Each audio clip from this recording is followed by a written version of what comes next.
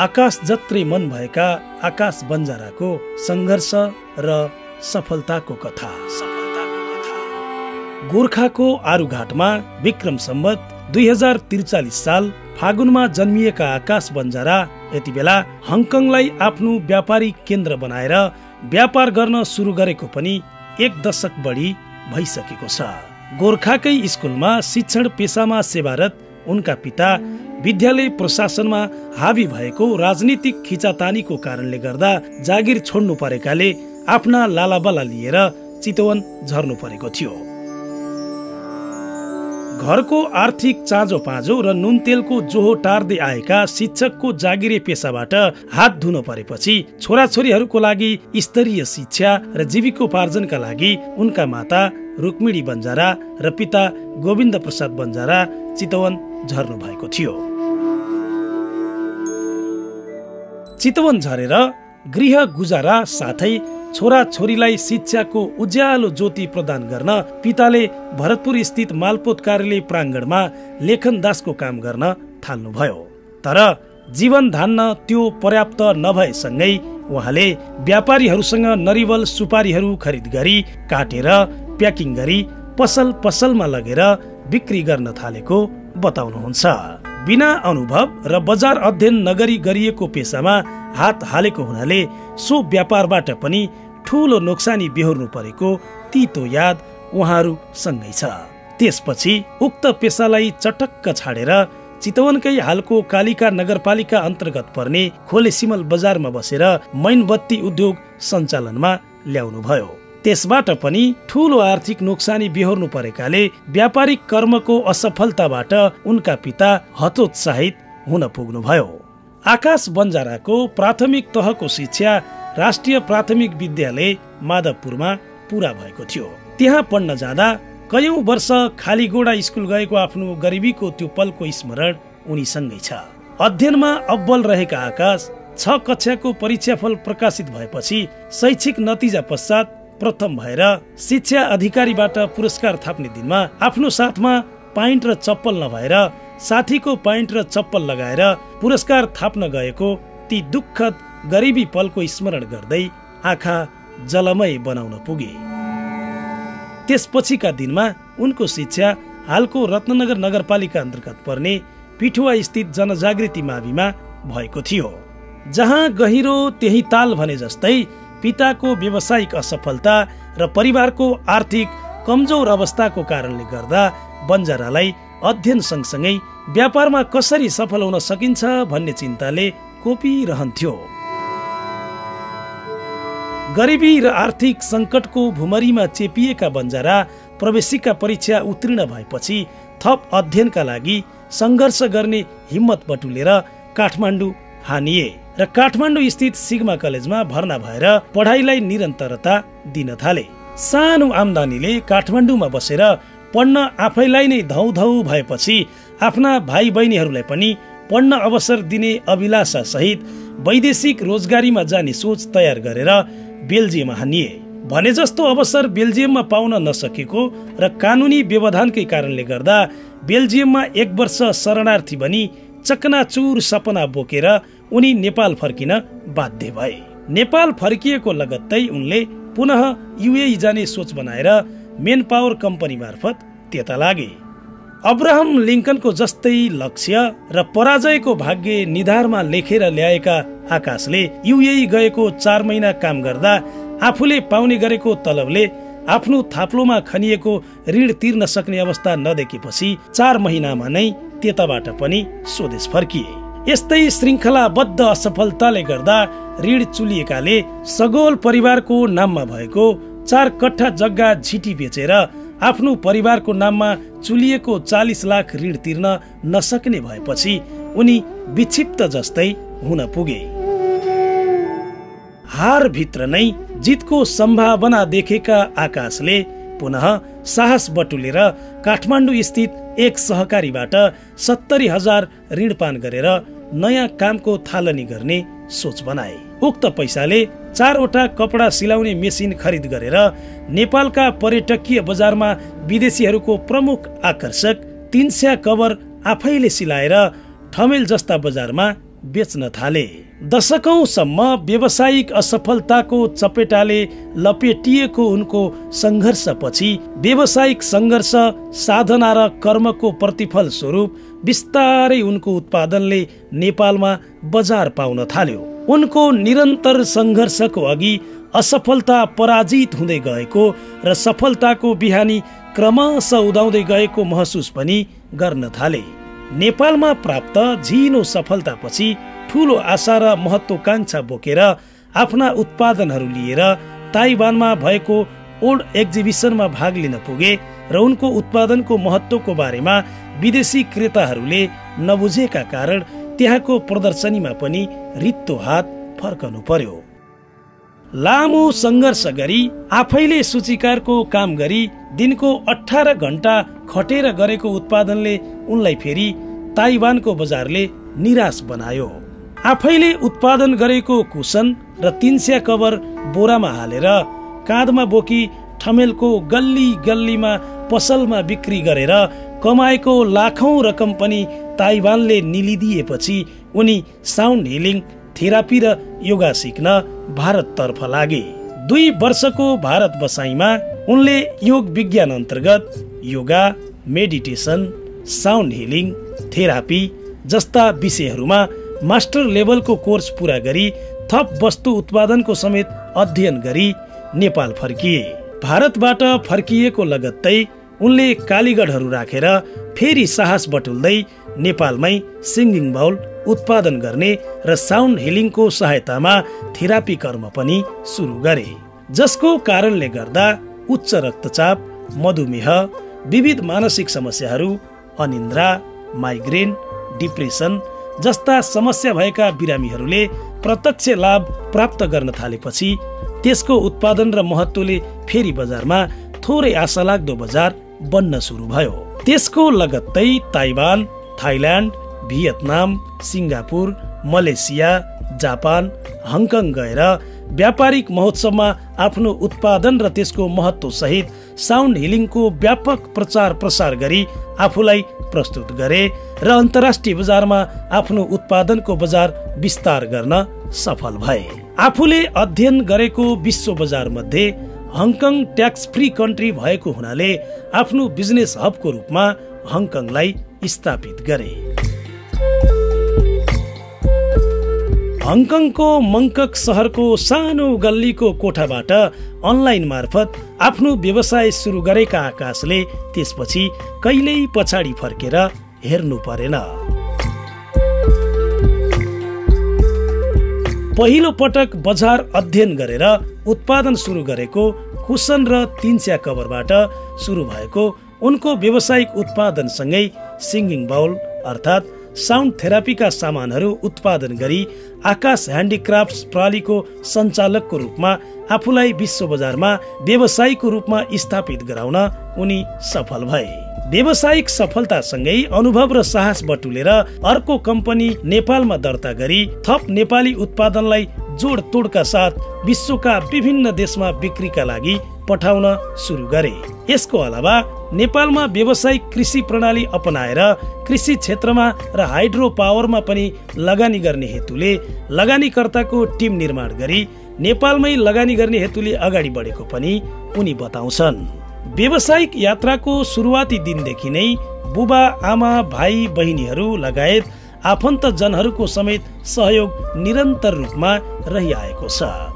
समस्त बन्जारा परिवारले काठमाडौँको उत्पादन जिम्मा लिएका छन् भने आकाश विश्व बजारको मागलाई मध्यनजर गर्दै व्यापक रूपमा उत्पादन गरी बिक्री गर्नका लागि आकाशको मार्ग हुँदै विश्व बजारमा नै व्यस्त रहने गर्दछन्।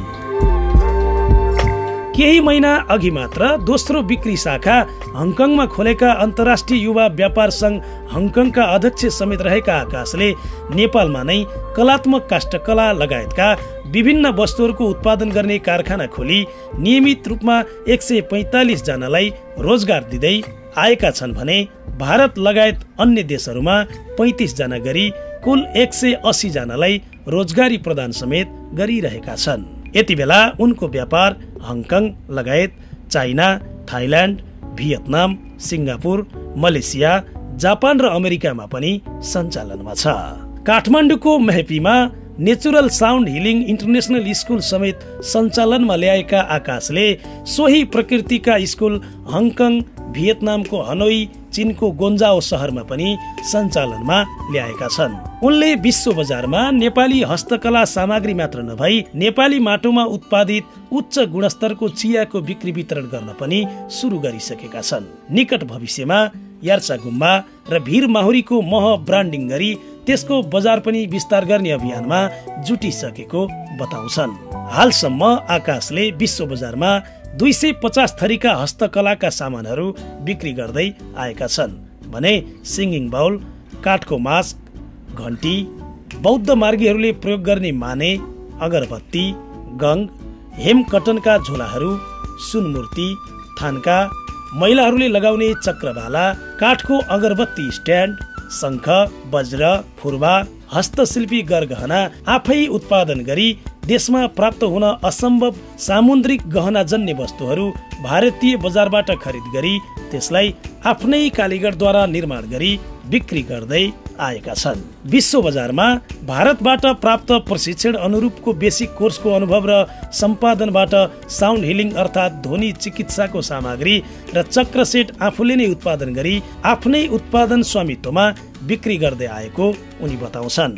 व्यवसायमा सफलता हासिल गरिरहँदा उनले पुरानो खुड्किला कति पनि भुलेका छैनन्। व्यावसायिक सफलताको जस दिनु पर्दा गोरे अङ्कललाई भुल्नै नसक्ने उनी बताउँछन्।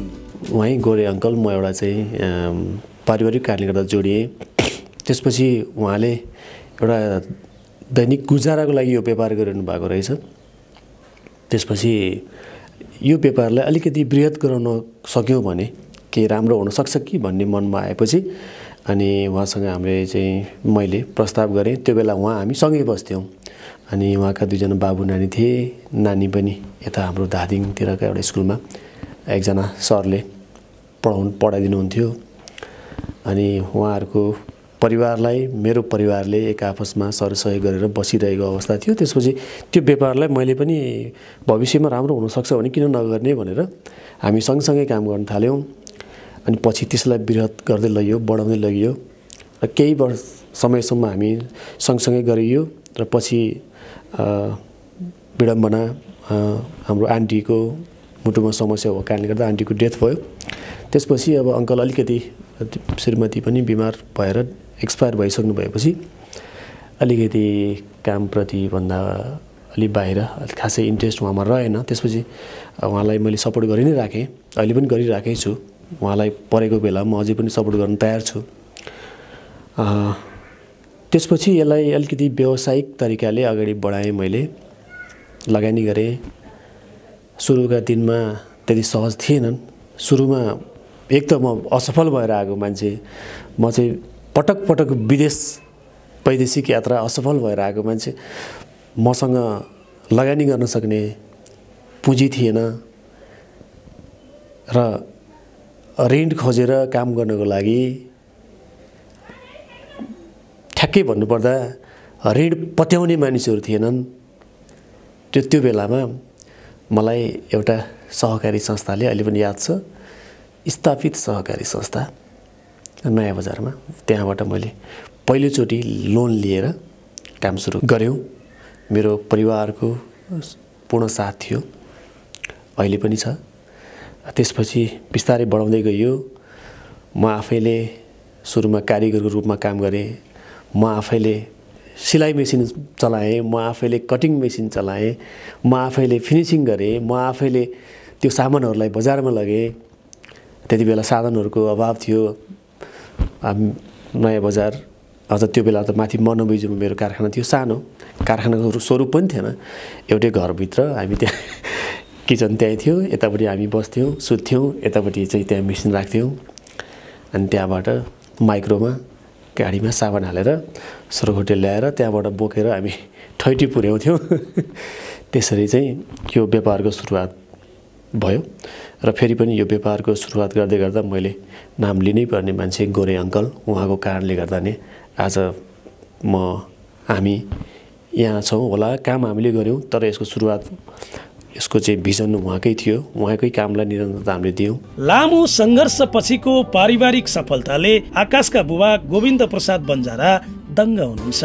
नयाँ पुस्तालाई समेत सामान्य असफलताले वैदेशिक रोजगारी रोज्ने प्रवृत्ति हटाई आफ्नो काममा विशिष्टता हासिल गर्न उहाँ सुझाव दिनुहुन्छ। पैसा भन्ने चिज कति भए पुग्छ त भन्ने सीमा छैन नि, त्यही भएर मान्छेलाई चाहिँ असन्तोष भइराखेको हुन्छ कि धेरै भइदियो हुन्थ्यो भने असीमित छ नि त, पैसा त कति भए पुग्छ मान्छेले। आफ्नै काम गर्नुपर्छ, गिटी फुटाएर किन नहोस्। पहिला गिटी फुटाउने मान्छेले आफैले गिटी फुटाउने, त्यसमा अनुभव हुँदै जाँदाखेरि त्यो गिटीको चाहिँ होलसेल राख्न सकियो नि त। बालुवा चाले पनि अब त्यो भोलि गएर त्यो बालुवा सम्बन्धी नलेज भइसकेपछि बालुवाको डिपो राख्न सकियो नि। त्यस कारणले अब हामीले पनि यो के भने यो सुरुमा हामीले 4वटा मेसिन राखेर सुरु गरेका थियौँ। अहिले अब वृद्धि हुँदै आएछ, बढ्दै आएछ। तर एउटा कुरो चाहिँ के भन्न चाहन्छु म भने कुनै पनि काममा निरन्तरता हुनु पर्यो। फेरि बिजनेसमा घाटा पर्यो भनेर छोड्नु हुँदैन। बिजनेस गर्दाखेरि अब घाटा भयो भने ल अब घाटा पर्यो यो छोडेर अर्को गर्छु भन्न थाल्यो भने त्यो फलोअप भयो। सकेसम्म बिजनेसमा चाहिँ अलिकति घाटा भए पनि सहेर त्यही कामलाई, जुन काम थाल्यो त्यही कामलाई निरन्तरता दिन सकियो भने सफल हुन्छ मान्छे एक दिन। जिन्दगी परिवर्तनशील छ, भाग्यमा मात्र भरोसा नगरी दर्जनौं असफलताबाट पनि कति विचलित नबनी कर्मलाई नै जीवनको सार बनाएमा गन्तव्य हासिल हुन्छ भन्ने उदाहरण बनेका छन् आकाश। उनलाई सफलता र असफलता बीचको अनुभवको बारेमा हामीले जिज्ञासा राखेका थियौं। सफलता भनेको के हो? सफलता भनेको असफलताहरूबाट जुन हामीले चाहिँ सिकिन्छ नि, त्यही चिजहरूलाई भोलि चाहिँ जित्दै गइसकेपछि पुग्ने एउटा बिन्दु हो सफलता भनेको। र हिजोका दिनमा जुन असफलता मैले भोगेँ, तपाईँको मैले यो कुराले अलिकति मलाई छोयो। हिजोका म खाली खुट्टा स्कुल गएदेखिको म त्यही जनजागृति स्कुल जाँदाखेरि कुनै दिन खाली खुट्टा गएको थिएँ पढ्नको लागि। शरीरमा लगाउनको लागि चाहिँ चाहेअनुसारको कपडा हुँदैन थियो। त्यो कपडै त होइन, मेरो बाबाले दुःख गरेर पनि हामीलाई एकदम राम्रोमा राख्नुभएको थियो। अनि त्यसपछि विदेश जाँदा पनि पटक पटक असफल हुने, यहाँ पनि व्यापारमा पटक पटक असफल भइसकेपछि तपाईँको अब कहिलेकाहीँ त त्यो हुन्थ्यो, त्यो एउटा दिमागमा एउटा फ्रस्ट्रेसन टाइपको आउँथ्यो। तर पनि मैले बच्चैबाट के सिकेको थिएँ मेरो गुरुहरूबाट, मेरो शिक्षकहरूबाट भने तपाईँको असफलतापछि सफलता आउँछ। एउटा सूत्र चाहिँ मलाई थाहा थियो, असफलतापछि एक दिन सफलता आउँछ। ढिलो आउँछ, चाँडो आउँछ, तर आउँछ। त्यसपछि मैले कन्टिन्युटी गर्दै गएँ। असफलता भएपछि त्यसलाई फेरि नदोहोऱ्याइकन, एउटा गल्ती भयो भने त्यसलाई फेरि नदोहोऱ्याइकन त्यो गल्तीबाट पाठ सिक्दै मैले चाहिँ अगाडि बढ्दै गएँ। त्यसपछि जुन कुराले च्यालेन्ज गर्छ त्यसले चेन्ज पनि गर्छ, त्यो कुरा मैले सिकेँ। र त्यही अनुसार नै समयक्रम अनुसारले त्यसले चेन्ज पनि गर्दै गयो। र अहिले जुन युवा पिँढीहरू हुनुहुन्छ, तपाईँको अहिले जुन विदेश जाने लहर पनि छ। हुन त म आफै पनि बढी विदेश बस्छु, तर म आफूलाई विदेश बसेको छु भनेर मैले नेपाल छोडेर विदेश बसेको छैन। मैले त यहाँ रोजगारको वातावरण सृजना गरेर यहाँ चाहिँ राम्रो चाहिँ वातावरण बनोस् भनेर म विदेश बसिरहेको छु। विदेश जाने साथीहरूलाई के भन्छु भने असफलता हुन्छ, यहाँ असफलता हुन्छ, काम गर्दा असफलता हुन्छ। तपाईँले कुनै पनि क्षेत्रमा च्यालेन्जहरू आउँछ, तर त्यो च्यालेन्जहरूको सामना गर्न सक्नु पर्यो डटेर। त्यसपछि एउटा इमान्दारिता हुनु पर्यो।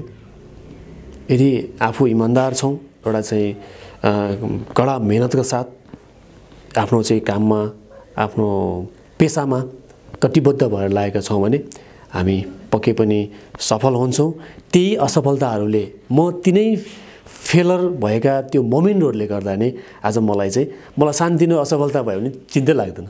असफलतासँग कहिले पनि नडराउनुहोस् र सफलताको लागि कडा मेहनत र इमान्दारिता, यो कुरा चाहिँ हामी हुनैपर्छ जस्तो लाग्छ। जीवनको शैशव कालदेखि नै अति विपन्न र अभावको नियति खेप्दै आएका आकाश बन्जाराले त्यो बेलादेखि व्यवसायमा स्थापित नहुँदासम्मको दारुण गरिबीको अवस्था कति पनि भुलेका छैनन्। उनी जस्तै विपन्नताको शिकार भएर बाँच्नु परेका हजारौं असहायहरूको दुःखदायी चित्र र गरिबहरूको कारुणिक पीडाको सचित्र अध्ययन गरेका आकाशले आफूले कमाएको आंशिक कमाईले दिन दुखीहरूको शिक्षा आर्जन, गरिबी निवारणको लागि स्वावलम्बी अभियानमा पनि सहयोग पुर्याउँदै आएका छन्। उनले सिन्धुपाल्चोक पहिरो पीडित, पोखराका अनाथ बालबालिका, विभिन्न जिल्लामा बाढीबाट ज्यान गुमाएका परिवार, होसिया, ब्लड क्यान्सर पीडित अथवा आँखाको नानीको उपचार गर्न नपाएकी बालिका सबैको सहारा बनिरहेका छन्।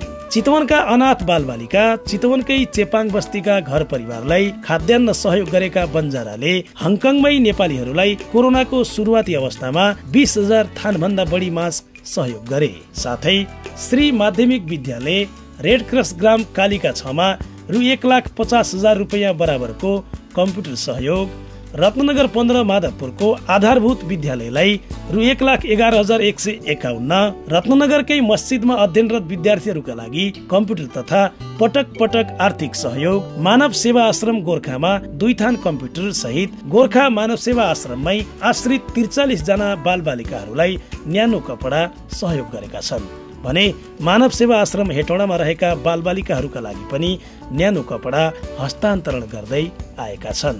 सहयोग गर्ने श्रृङ्खलामा उनले चितवन, गोर्खा र मकवानपुरमा मात्र सीमित नभई नेपालका विभिन्न जिल्लामा शिक्षा, स्वास्थ्य तथा खाद्यान्न सहयोग गर्दै आएका छन्। आकाशले गोर्खाको महेन्द्र माविमा 5 थान पानी छान्ने फिल्टर सहयोग गरेका छन्। चितवन र गोर्खाका विभिन्न स्कुलमा विद्यार्थीहरूका लागि न्यानो कपडाहरू सहयोग गर्दै आएका छन्।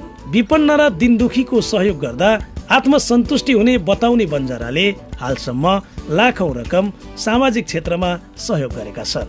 विगतदेखि नै उनले गोर्खा, चितवन र अन्य जिल्लाका गरी 13 जना बालबालिकाको सम्पूर्ण खर्च सहयोग गर्दै अध्ययन पनि गराउँदै आएका छन्। विभिन्न विपत्तिहरू, शैक्षिक संस्थाहरूमा सहयोग, बिरामीको उपचारका लागि आर्थिक सहयोग तथा विभिन्न सङ्घ संस्थामा आश्रितहरूलाई खाद्यान्न सहयोगहरू समेत उनले गर्दै आइरहेका छन्। आफू मध्यम परिवारमा जन्मेर पढ्ने समयमा पाएको दुःख र विभिन्न विपत्तिमा भएको भोगाई सम्झिँदै आफूलाई सामाजिक क्षेत्रमा लाग्ने उत्प्रेरणा मिलेको उनी बताउँछन्। जित्नुभन्दा ठुलो कुरा हिम्मत नहार्नु हो भन्ने चुरो कुरा युवाहरूलाई सन्देश दिँदै दुबई, भियतनाम, काठमाडौँ जस्ता ठाउँहरूमा रियल इस्टेटमा समेत लगानी गरिरहेका छन्। उसो त आकाशले व्यक्ति केन्द्रित नरही चितवनमा रहेको गाम बेसीको चेपाङ संरक्षण केन्द्र लगायत विभिन्न धार्मिक समुदायसँग जोडिएका संस्थाहरूलाई पनि अथाह सहयोग र दान गर्दै आएका छन्। घर नहुनेलाई घर निर्माण गरिदिएका छन्। विद्यालय भवन जीर्ण भएका विद्यालय भवनहरूलाई पुनर्निर्माण गर्न आर्थिक सहयोग गरेका छन्। बिरामी भएर उपचारको अभावमा मृत्युको मुखमा पुगेका अति विपन्न गरिबहरूको जीवन रक्षाको लागि पनि आर्थिक सहयोग गरी ठूलो मानवीय सुकर्म गर्दै आएका छन्। अधिकांश मानिसहरू व्यावसायिक सफलता हासिल गरेसँगै मतलबी बन्न पुग्छन्, विगत सजिलै बिर्सन्छन्। तर आकाशले आज व्यवसायमा उचाइ हासिल गर्दा पनि सामाजिक उत्तरदायित्व वहन गर्दै दुखी पीडितहरूका लागि परेका छन्। यस सम्बन्धमा तपाईको धारणा के हो भनी हामीले सोधेका थियौं। अब म अलिक कमलो मनको मान्छे, म बच्चादेखि नै अलिकति अरूको दुःख देख्न नसहने खालको, अरूको दुःखमा म आफू रोने खालको मान्छे थिएँ र मलाई केही गर्नुपर्छ, सहयोग गर्नुपर्छ भन्ने लाग्थ्यो। आफू सानै हुँदा पनि आफू सरका बच्चाहरू सडकमा हिँडिरहेको देखिन्थ्यो। हामीले लगभग 6-7 कक्षा पढ्दाखेरि म चितवनको जनजागृति स्कुलमा पढ्थेँ। त्यो बेला हामी कहिलेकाहीँ मुभी हेर्न टाढीतिर जाँदाखेरि पनि सडकमा देखिन्थ्यो र पछि काठमाडौँतिर पनि देखियो। त्यति बेला पनि त्यो बच्चाहरू देख्दा हामी चाहिँ स्कुल गइरहेछौँ, उनीहरू चाहिँ किन स्कुल गइरहेछन् होला, तपाईँको त्यति बेला त्यो बोरा बोकेर सडकमा हिँड्ने बालबालिका देख्दा त्यसले कता कता छुन्थ्यो। र पछि जब आफू एउटा व्यापारमा सफल हुने क्रममा आइपुगियो अनि त्यसपछि त्यो जुन पहिलाको जुन सोच थियो त्यसलाई चाहिँ अलिकति भयो नि किन काम नगर्ने त, अलिकति भयो नि गरौँ न, मेरो एउटा सानो सहयोगले के मान्छेको मुहारमा खुसी हुन्छ भने किन नगर्ने, आखिर हामी त एकदम मर्नुपर्छ, हामी कोही पनि चाहिँ अमर त छैन यो संसारमा।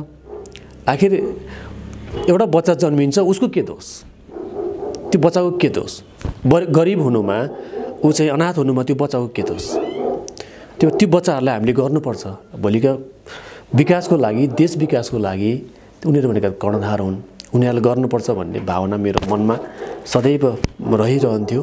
त्यो कारणले गर्दाखेरि चाहिँ मैले अब स्पेसली चेपाङ मात्र नभइकन चेपाङका बच्चाहरूलाई त मैले खासै के गर्न सकेको छु र त्यहाँ धेरै साथीहरू हुनुहुन्छ। हाम्रो चाहिँ केपी किरणजी हुनुहुन्छ, हाम्रो रवि रेसीजी हुनुहुन्छ, शिशिरजी हुनुहुन्छ, लगायत चाहिँ त्यहाँ धेरै साथीहरूको टिम नै हुनुहुन्छ। सम्पूर्ण टिमप्रति म एकदम विशेष आभार नै व्यक्त गर्न चाहन्छु। ती चेपाङ बालबालिका लगायत अरू थुप्रै ठाउँमा मानव सेवा आश्रम भयो, त्यहाँका बच्चाहरू देख्दा मलाई एउटा चाहिँ सहयोग गर्नुपर्छ भन्ने भावना मनमा लागिसकेपछि मैले चाहिँ यसलाई कन्टिन्यू गरिराखेको छु। अब मेरो